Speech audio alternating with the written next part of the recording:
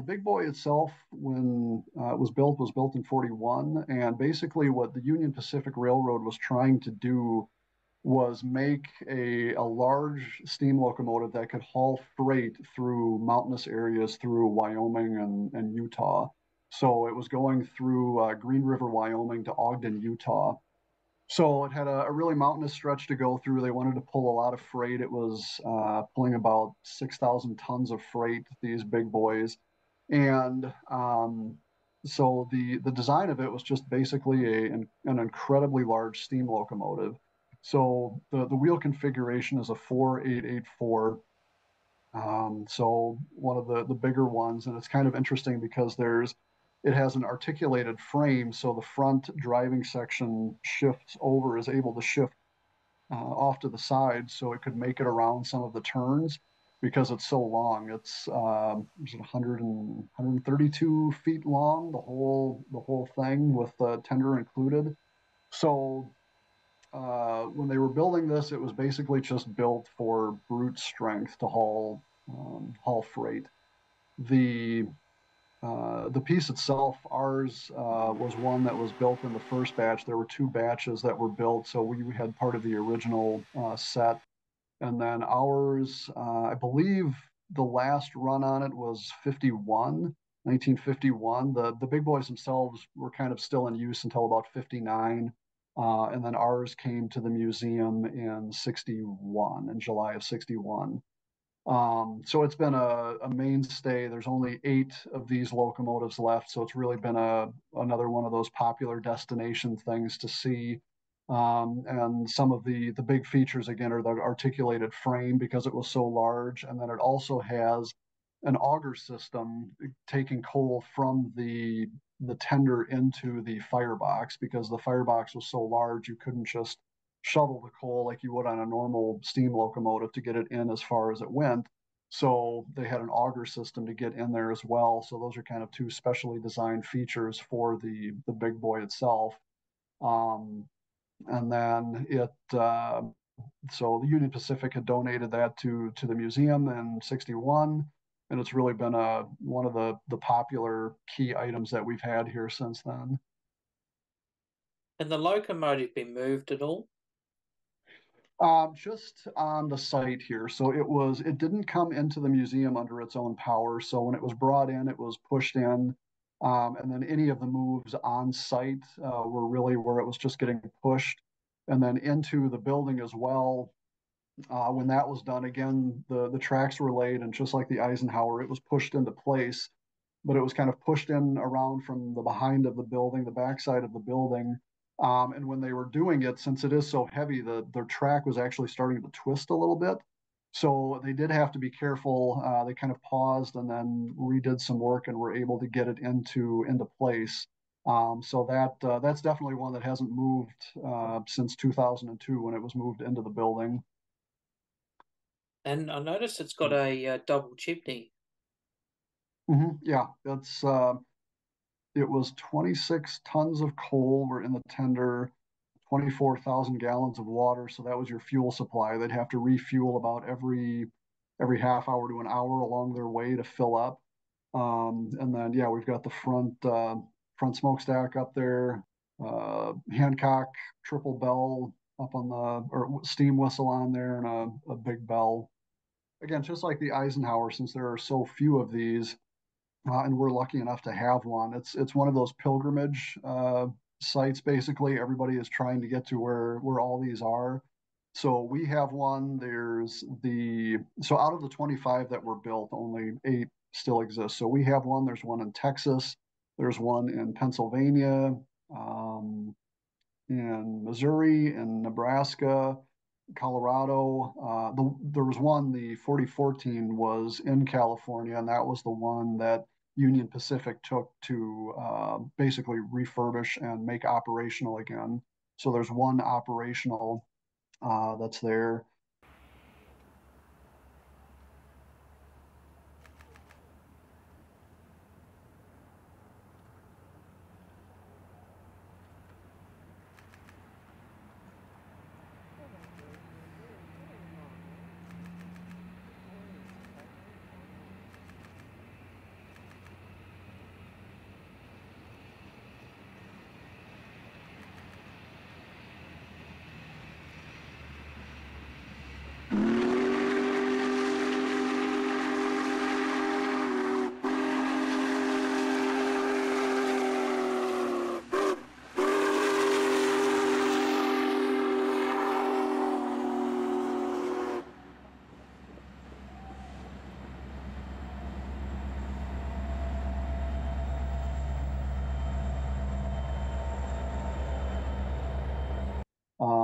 And then there's another one inside as well. But we've done some, like I said, some different features with ours where we have the sound system in it, so you can hear what it sounds like.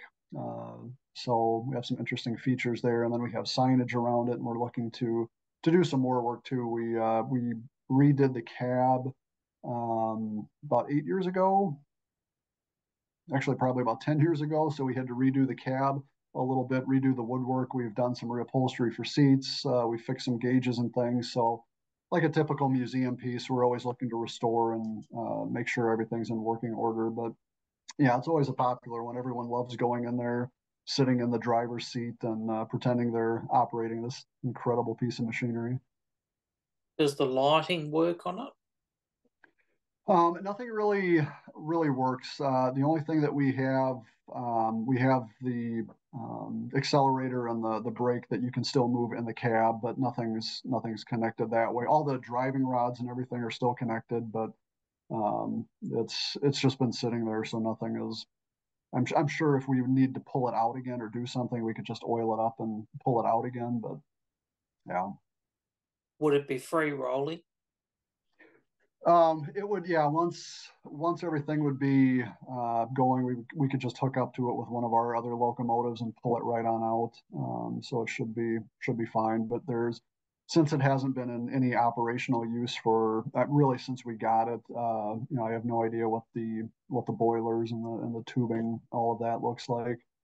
I wouldn't even want to know. With the work that was done on the 4014. I mean, I know that was pretty much completely dissected and gone through.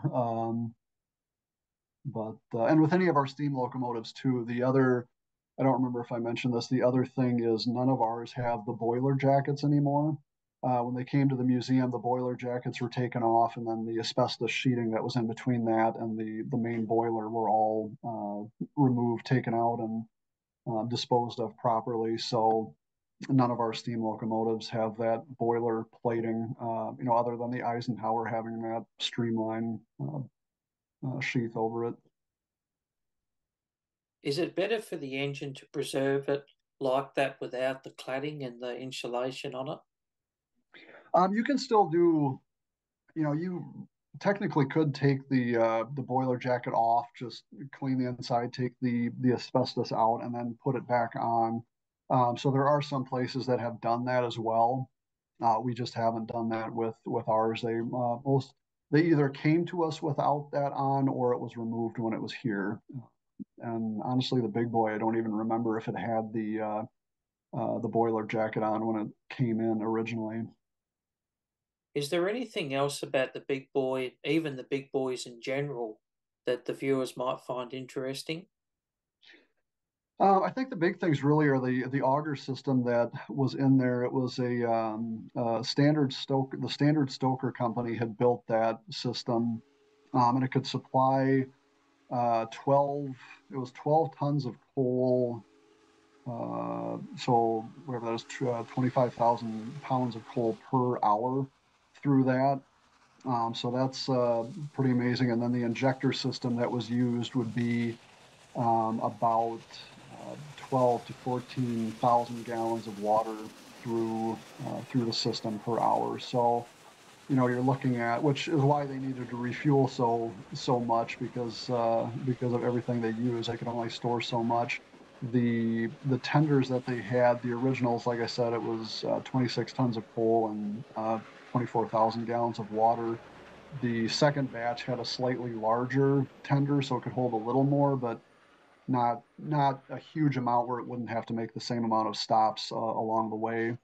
So those are kind of the big ones, and the Mallet articulated frame are really the two big things that it's noted for. I mean, other than its size, those are the two design features that it's really noted for.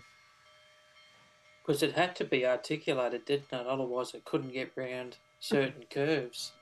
Yeah, it was just incredibly long, 132 feet long from end to end. And again, they weren't necessarily designing all new track for it to go on to get to its destination, so it really still had to work that way. Um, uh, the Big Boy also has kind of an interesting little story with its name. Originally, it was going to be named the Wasatch because it was going through the Wasatch Mountains down into Utah. And when it was getting shipped out, someone, one of the workers there, whoever it was, just wrote in chalk on the front of it, "Big Boy." And as it went out, this photographer, this reporter saw it, snapped a picture of it, and then all of a sudden that was the name now. So it wasn't the original name that it was intended to have, but that was just through, again, one of those neat little flukes that ended up being somebody just wrote it on there. So thanks to some graffiti, now we have the Big Boy versus the Wasatch. It's very it suits the locomotive. Yep. Yeah, so It's it's a great piece. It's again one of those things where it's great to have not only because there are so few of them left, but with those design features and again being right next to our Dwight D. Eisenhower locomotive, it adds so much to the story. Not only our American story of hauling freight through the Southwest and just kind of the difference of going from passenger travel with some of our other locomotives on more of the East Coast and things, and what you would do to get to the West Coast, but just how you would travel, how you would transport freight at that time in the 40s and 50s, but then being a great side piece to that Eisenhower, talking about the differences in design between America and England, and also just passenger and freight travel. Because for us in America, especially, we still have passenger travel in the bigger cities and especially on the East Coast and things, but the majority of our rail transport now is freight. So it's still important to us, so we can still talk about, yeah, that might have been moving things in the 40s and 50s, but hey, guess what? We still rely on freight to get things from place to place here in the US now. So it still relates to our story of the US now in history. So and the big boy could haul a pretty heavy train, couldn't it? it was about 6,000 ton train that it could, or worth of weight that it could pull. So yeah, it was these things were beasts, and that's what they were built for. They were built to haul all this. So it would be any, whatever product they were moving along. Yep. Where were they based all their life? The majority were, it was that route kind of between Wyoming and Utah. So it was Green River, Wyoming to Ogden, Utah was the majority of where they were going along that route. So, but there were a few that would, they were traveling kind of through into Nebraska a little bit too to get out that way. And um, And you hear stories that when a big boy goes past you, it shakes the ground. yeah, yeah, well, and we had the 4014 when it was redone. They kind of took it on a tour through the U.S. and it did make it into Wisconsin. Unfortunately, didn't wasn't able to see it. But yeah, everyone that I've talked to and they've sent, if they've taken a video, and you can just hear, you can hear it from miles away and just the rumbling. And someone I had just talked to recently too, he said they were staying at a hotel somewhere and they were starting it up the next day and they were taking it off. And I mean, they could feel the vibrations yet from where they were. So, yeah, and that was just the locomotive. It's not like it was pulling all the freight either. So yeah, it definitely has a bit of heft and a bit of power just to do all that. And it sounds like too that the big boy certainly has a presence when you see it in the flesh.